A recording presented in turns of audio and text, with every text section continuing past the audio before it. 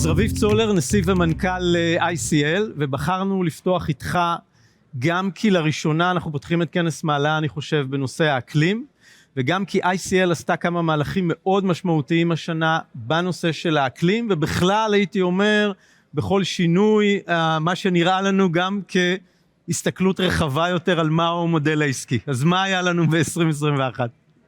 טוב, אז למעשה אצלנו זה התחיל לא ב-2021, זה התחיל כבר קודם לכן. אנחנו בעצם חברה שעוברת שינוי מאוד משמעותי מחברה שבעצם מפיקה משאבי טבע ומוכרת אותם ומנסה למקסם את ההפרש בין עלויות ההפקה לבין מחיר המכירה.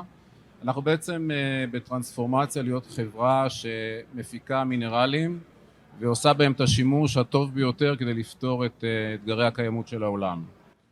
שאגב, להשתמש במינרלים זה בסוף מגיע לאוכל, נכון? ברור. אז רוב העיסוק שלנו בעצם הביטחון התזונתי של העולם. בעצם הדשנים שאנחנו מייצרים מאפשרים להעלות את תפוקת המזון בעולם.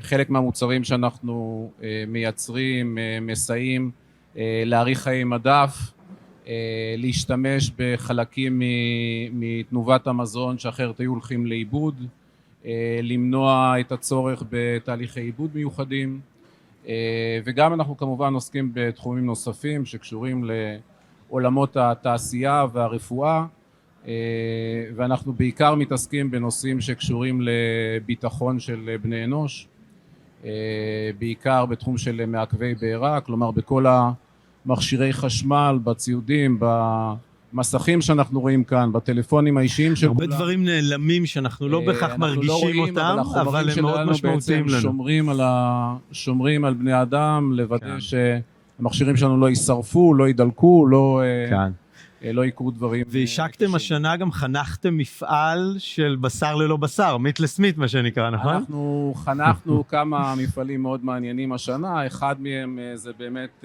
לפרוטאינים אלטרנטיביים. פיתחנו 4 סוגים של טכנולוגיות שמאפשרות בעצם תזונה בריאה באמצעות שימוש בחלבונים שלא באים מעולם החי. אנחנו חנכנו עוד מפעלים מעניינים, רק בשבוע האחרון הודענו על מפעל חדש שבעצם מאפשר להחליף את השימוש בקבול. קבול זה חומר שסופח פחמן והוא מאוד נדיר בטבע ומאוד חשוב מבחינת צרכי האקלים, אבל הוא גם משמש כגרוינג מדיה, כמצע לגידול צמחים. מצע הכי מוצלח לגידול צמחים, ובעצם מדענים שלנו פיתחו טכנולוגיה שמבוססת על שאריות של ענף העץ, שאריות שבעצם יש בעיה בכלל למחזר אותם, ואנחנו משתמשים בשאריות האלה, ועם עיבוד חכם משתמשים בזה כתחליף לקבול, והחלפנו כבר 30% מהצריכה של הלקוחות שלנו, אנחנו בטוחים שתוך 2-3 נחליף 100%, וזה הישג יפה. מרשים מאוד, עכשיו אני רוצה ועוד פתרונות רבים. אנחנו נחזור לזה. אני רוצה לשאול אותך, הזכרנו את נושא האג"ח הירוק, או במקרה שלכם לקחתם הלוואה שהיא מותנית ביעדי קיימות. האם יש פה באמת איזשהו תג מחיר? האם זה אמור להגביר את האמון מבחינת העמידה ביעדי קיימות? אז רגע ברשותך, אני רק אוסיף לגבי השאלה הקודמת, בסוף אנחנו כולנו צריכים לזכור שכשמדובר באקלים ופליטות, הנושא הכי חשוב by far זה נושא של אנרגיה, וכפי שהיינו הראשונים להשלים את המעבר מדלקים כבדים לגז טבעי, אנחנו גם שואפים להיות הראשונים לעבור לאנרגיות מתחדשות. אתגר מאוד גדול בארץ, כי התעשייה הרבה יותר מוכנה מאשר הרגולציה. מאשר התשתיות גם. ופרויקט הדגל שלנו שחשוב לי לספר עליו, כי אנחנו באמת יצאנו לדרך לאחרונה, זה שבקומפלקס שלנו שמהווה 50% מפליטות גזי חממה של כל ICL בכל העולם, יש לנו 50 מפעלים ברחבי עולם, 50% מרוכז באזור סדום, יש לנו 7 מפעלים באזור סדום בים המלח, ואנחנו בעצם התחלנו פרויקט שאנחנו קוראים לו סדום הירוקה, שבסוף הדרך כל האתר הזה לחלוטין יהיה אנרגיה מתחדשת, בעזרת אנרגיה סולארית והמרה למימן ירוק. אנחנו מאוד מאוד גאים בזה, זה הולך להיות פרויקט דגל של מדינת ישראל, ואני בטוח של כל המזרח התיכון. והכי חשוב, זאת הדרך בסוף, ההסבה של אנרגיה לאנרגיה ירוקה, זאת הדרך הכי משמעותית לגבי פליטות. לגבי מה ששאלת על ההלוואה, אז בעצם הנושא של מימון בהלוואת קיימות היה חשוב לנו משני מקומות. אחד, זה ברור למשקיעים היום שחברות שנוהגות באחריות מבחינת ESG, הן חברות שיותר בטוח ויותר כדאי להשקיע בהן לטווח ארוך, ולכן יש יותר ויותר מדידה של הנושא הזה על ידי משקיעים, ויש גם הנחות צפויות בריבית, בגלל שהפרמיית סיכון על חברות כאלה הולכת ויורדת. אמנם ההנחה בריבית היא כרגע יחסית לא משמעותית, היא יחסית קטנה, אבל לנו היה חשוב כחברה שמנסה להיות אג'ילית, לפתח את השריר הזה, את היכולת לקבל הלוואות מוטות קיימות שמודדות את ההצלחה של חברות ב-ESG, היה חשוב לנו לפתח את השריר הזה כבר עכשיו ולהיכנס לעולם הזה, ובאמת נכנסנו ראשונים מכל החברות במדינת ישראל, כי על ידי זה שאנחנו משקיפים את עצמנו לציבור ומראים את ההישגים שלנו, אנחנו גם מקבלים פרמיה, מקבלים הנאה בזה שהסיכון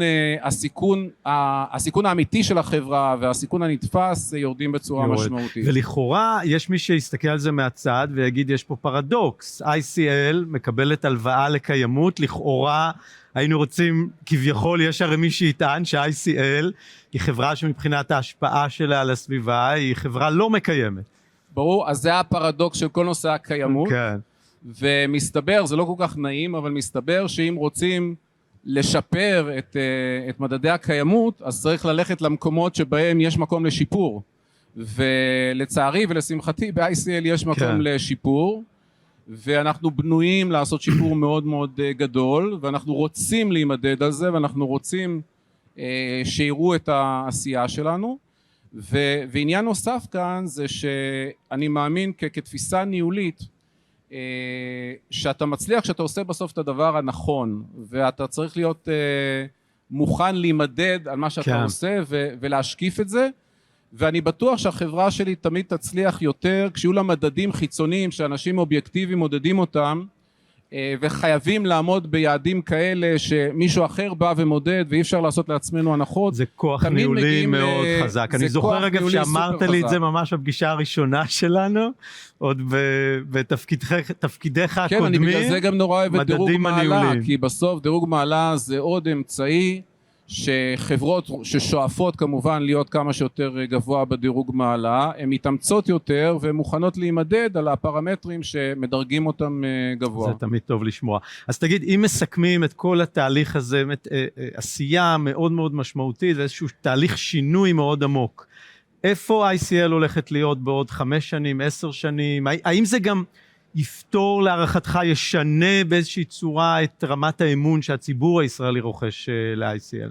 בוודאי, בסוף אמון זה תהליך ארוך טווח, לבנות אמון זה תהליך של שנים, ולשבור אמון זה תהליך של 2 דקות. 2 דקות, קל מאוד. ו-ICL כמו הרבה מאוד חברות רוצה לעשות את המקסימום כדי לבנות את האמון עם הציבור, ואני מאמין שבסוף יש רק דרך אחת לבנות אמון לטווח ארוך בצורה שזה גם מחזיק מעמד, וזה לעשות את הדבר הנכון. בסוף קיימות זה הכל אודות לעשות את הדבר הנכון. אני חושב שהעולם עבר איזה נקודת פיתול השנה בכל מה שקשור ל-ESG. ICL כבר עברה את נקודת הפיתול הזה לפני 2.5-3, ולכן אני ממש בטוח שבעוד 5 שנים ICL תהיה מובילה עולמית בכל הקטגוריות שקשורות לקיימות, כי כבר עכשיו בחלק מהמקומות אנחנו מובילים, אנחנו שואפים להוביל, אנחנו עושים את זה לא כדי לעשות וי ירוק על רשימת מטלות, אנחנו עושים את זה כי אנחנו באמת מאמינים שזה מה שיביא לנו את ההצלחה העסקית. בסוף כשפתרנו את הסוגיה של איך אפשר לקיים את תעשיית הדאודורנטים העולמית בלי להשתמש באלומיניום, אז לא עשינו את זה בשביל להיות ירוקים, אלא הדרך חיים שלנו של להיות ירוקים גרם לנו להיות מובילים בתעשייה הזאת ולפתור בעיה כלל עולמית. יפה מאוד. אז יש גם אגב התחייבות לאפס פחמן עד 2050, אבל אתה אומר 5 שנים ICL מובילה בכל הפרמטרים, אנחנו נעקוב כמובן. תודה רבה. רביב, תודה רבה.